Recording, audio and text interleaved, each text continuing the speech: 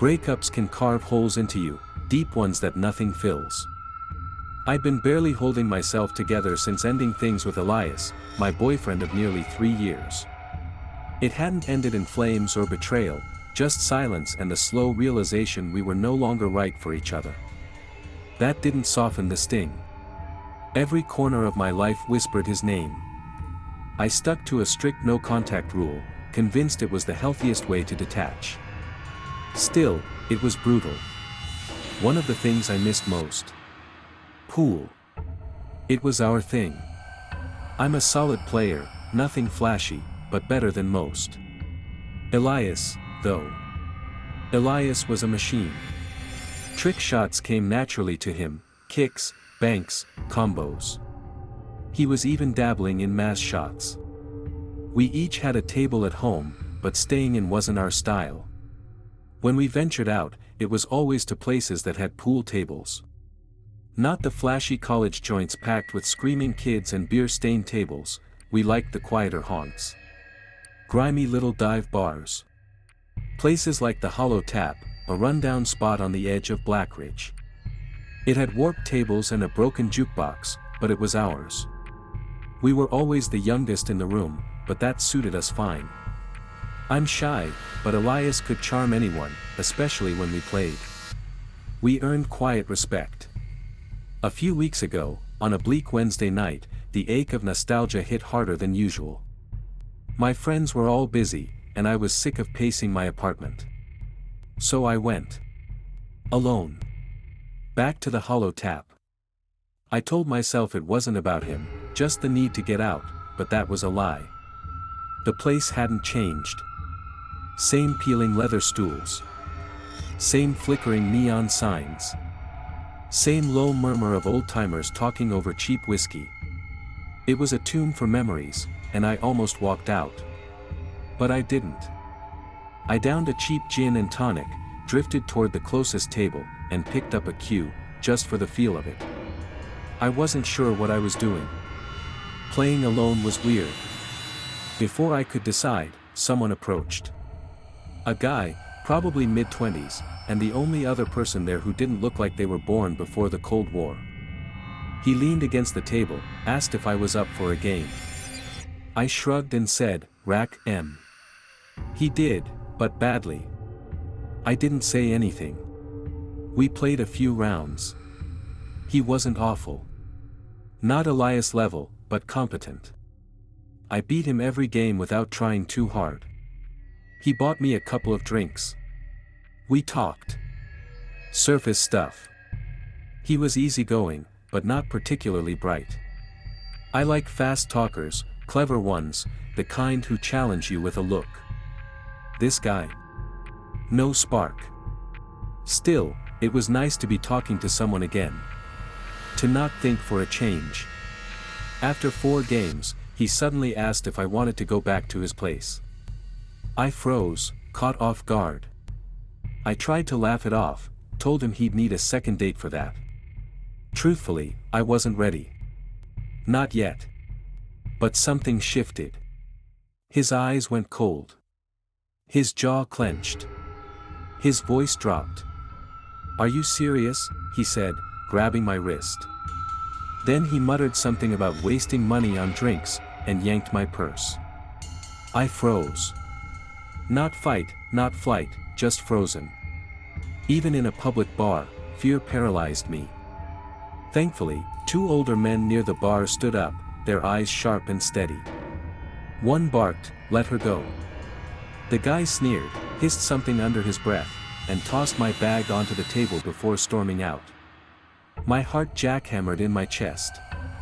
I muttered thanks and rushed outside, calling a rideshare through trembling fingers. I slid into the back seat and shut my eyes, exhausted. When I opened them, we were parked across the street from my house in Fairmere Heights. The driver gently nudged me awake. I thanked him, stepped out, and started up the path to my door.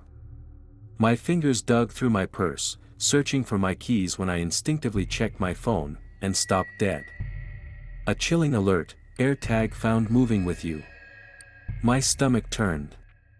My hands trembled as I ripped open my purse, tearing through lipstick and receipts until my fingers brushed something cold and unfamiliar. An AirTag. My breath hitched. Panic swelled in my throat. Without thinking, I flung it onto the pavement and crushed it beneath my boot until it cracked. I glanced around. The street was silent, cloaked in moonlight and frost. Whoever had planted it, probably that guy from the bar, now knew where I lived. Maybe not the exact house, but close. The homes here in Fairmere Heights are large and spaced out, isolated. I sprinted to the back door, fumbled with the lock, and slammed it shut behind me. Safe. Or so I told myself. My heart wouldn't slow. I paced to my bedroom, still clutching my ruined bag like a shield. I knew I wouldn't sleep. At 10 p.m., I usually crash like a rock. But that night, I just stared out the window, trying to calm myself. Then, movement. A car. A rusted, dark Lincoln. Driving slowly down my street. Odd, but not terrifying. Until it came back. From the opposite direction. Slower this time. Watching. I stopped breathing. Third pass, it was him. I knew it. He circled like a vulture. Marking. My phone buzzed again, another AirTag alert. I had checked the bag. Crushed it. So how? I looked down. There, tucked under my coat's inner lining. Another one. He was searching for my house. I could feel it. The next time that beat-up Lincoln passed by, the driver's side window was rolled halfway down. I wanted to scream, to call the police, but something in me hesitated. I didn't want him to know he was close. I know how that sounds, irrational, but fear doesn't always make sense. When the car passed again, the driver's hand dangled out the window, holding something, long, metallic. A knife. I froze. The Lincoln slowed, then stopped completely. Right across the street. No movement. No sound. Just the headlights cutting through the dark like eyes. I ducked, heart rattling inside my chest like a bird in a cage. When I finally dared to peek out again, the car was gone. I waited for what felt like an hour. No return. No engine sounds. No headlights. The silence almost felt worse. The next morning, I broke down and told my parents everything. My father was furious I hadn't called the police. I told him the truth, I had been too afraid. He called a friend of his, a police chief in the town over, and asked what to do. The chief said there was nothing to be done without a plate number or stronger evidence. Just call immediately if it happens again. That was it. I didn't leave the house for days. Even now, I feel like he's still out there somewhere. Watching. Waiting for me to come outside. But maybe it really is over. I wish that was where the story ended. My name's Kevin Rowe, by the way. That'll matter soon. I'm 40, single, no kids. Life's not flashy, but it's solid. I've got a small house in Carver Ridge, and I tend bar at the Meridian, a rooftop lounge in a luxury tower over in Dunmore Heights. High ceilings, velvet booths, guests with more money than warmth. I'm not one of them, far from it, but they tip well, and the rotation means no regular creeps getting too comfortable. I like it that way. I keep to myself. No small talk unless it's on my terms. Friday nights are chaos, and this one was no different. Lights low, glasses clinking, couples laughing too loudly. I was in the zone, mixing drinks, reading people like open books. I spotted a couple finishing their wine near the end of the bar, time to offer refills before they waved me down. That's when he walked in. Immediately, I knew something was off. He didn't belong. Stringy black hair hanging wild over his face, a ratty leather jacket smeared with stains. His eyes, pure malice. He didn't sit. Just stood there. staring straight at me. I cleared my throat, kept my tone even. "Can I get you something?" No reply. Just that stare. Finally, a low growl, double shot of Jaeger. I poured it, set it in front of him, and moved on. "No thanks." Just crumpled cash tossed onto the bar. "Odd, no one pays cash here." Then came the words I can't shake. "I knew I'd find you here, Kevin." I froze. Every muscle in my body locked. I turned to face him fully. "How do you know my name?" I asked, low but firm. He didn't answer. Just stared, jaw clenched, lips trembling. Then he said it, "I know what you did." And with that, he turned and walked toward the elevators. I wanted to stop him. I didn't. I was on the clock, surrounded by customers. I stood there, stunned, as he vanished behind the brass elevator doors. I racked my brain. Had I seen him before? Wronged him somehow? I couldn't think of anything. Nothing that would justify that kind of look. I drove home after my shift, headlights cutting through the night like knives. I couldn't stop thinking about that face. I fell into bed eventually, though sleep came in waves. Then, something pulled me awake. No sound. No dream. Just off. I stayed still, my eyes adjusting to the dark. That's when I saw it. A silhouette, tall and unmoving, in the corner of my room near the door. A solid shape. Human. My chest tightened. I couldn't breathe. I stayed frozen, pretending to sleep, brain screaming. Someone was in my room. I counted to 3 silently. Then I lunged. Screamed. Ready for a fight. But the figure darted for the door and vanished into the hallway. Something fell, clattered to the floor. I chased, but by the time I reached the front door, it was wide open. And he was gone. I slammed it shut. Locked every bolt. My skin was ice. My breathing ragged. I remembered the sound from the bedroom, the thing he dropped. I walked back, turned on the light. There, in the corner of the room, was a knife. It was one of my own knives, taken from the kitchen drawer. Just sitting there on the floor. I felt sick. Whoever had stood in the corner of my room that night hadn't just been there to watch. He had brought a weapon. He was planning to hurt me. Maybe even kill me. I called the police immediately. They arrived fast, faster than I expected. They searched my house, my backyard, every inch of my property. Nothing. No signs of forced entry. All the windows were locked. The doors were locked too, just like I knew I had left them. They couldn't explain it. Neither could I. The man had vanished like smoke. I gave the cops a description of the guy from the bar, and the staff pulled up security footage from the Meridian. The man was there, on tape. Real. Not in my head. The footage showed him ordering the Jaeger, glaring at me, walking toward the elevator. Then, nothing. He hasn't been seen since. The police haven't found him. No leads. No updates. I think about that night a lot. I still bartend, but not at the Meridian anymore. After everything, I transferred to a different bar restaurant just outside Baltimore. Suburban crowd. A little less high-end, a little more chaotic. This place is unusual. There are no waiters, just bartenders like me. You order food and drinks at the bar, and when it's ready, you pick it up yourself.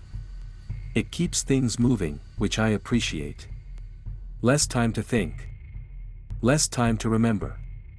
That night started off like any other. It was a weekend, so I knew we'd get slammed. The college crowd came in early, loud, drunk, and not great tippers. One group of frat kids kept ordering round after round of tequila shots. One of them used the same cringy pickup line on me 3 times in under an hour. Typical. I kept busy, darting between drink orders, cleaning up spills, dodging elbows. That's when I noticed them. An elderly couple walked in, quiet, out of place. They settled into the booth in the far corner. Nothing seemed strange at first. Just a pair of older folks, maybe in their late 70s. But I remember thinking it was odd for them to be in a place like this, especially on a night like this. But I didn't think too hard about it. Work took over. 30 minutes later, something pulled my attention back to their table. They hadn't moved. Not once. They hadn't ordered anything, not food, not drinks. Not even water. They weren't talking either. They just sat there, staring, not at each other, but at the wall. Like they were frozen. Something about it felt deeply wrong. I waited for a break, then finally approached their booth with a practiced smile. "Hi there," I said. "Can I get you folks anything?" No response. The woman didn't flinch, she kept her eyes locked on the wall like I hadn't said a word. The man slowly turned his head to face me, like it physically pained him to move. His eyes, sunken, dry, hollow, met mine. He didn't speak. He just shook his head. One slow, stiff movement. I felt a chill in my gut. I forced a nod, muttered something polite, and returned to the bar. I tried to shake the feeling off. Maybe they were just confused. Maybe dementia, or something else. But when I looked again, they were staring at me. Both of them. Not blinking. Not moving. I dropped the glass I was holding. I pretended not to see. I kept my head down, finished the shift in a fog. By the time I looked back, the booth was empty. Just gone. I felt relief. Discomfort, too, but mostly relief.